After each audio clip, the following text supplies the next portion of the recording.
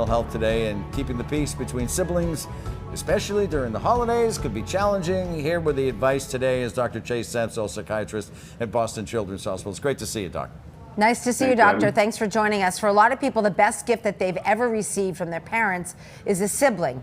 And that is in my case. And yours as well. I know that. Two of them. I know. What makes the relationship so valuable? Well, I'm going to say something that might be surprising, but scientific studies show that siblings more often influence lifelong well-being and outcomes than parents or friends. Wow. So take that in for a second. It's really complex. Positive relationships can mean that people are more socially skilled, confident, less isolated, and bonded to their family.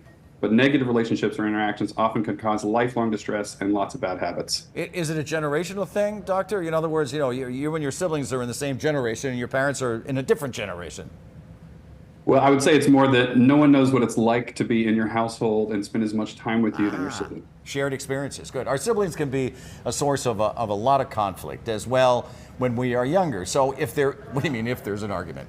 When there is an argument, or even some pushing a little bit here and there, what's your advice to parents about getting involved?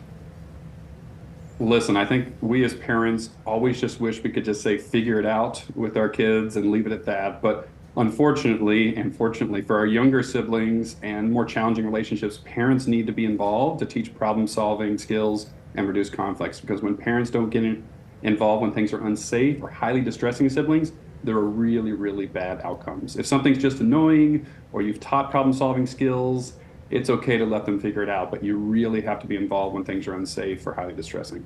So, Doctor, as parents, we really want our kids to be friends for life. Is there anything we can do when they're younger to increase those odds?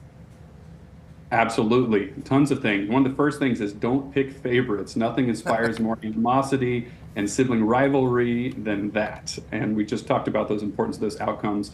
But I think the other thing is creating a space and narrative of being on the same team, of a family that takes care of each other, and really regularly scheduling things that help them be cooperative. Have them be on the same team during game night or enlisting them helping out younger siblings. And when they do those things, labeled positive praise. When your sister gets dressed and you were helping her out, I was so proud of you. Or thank you for hugging your brother when he was sad. We love each other, and this is what we do as a family to really strengthen those bonds and help them understand they're on the same side.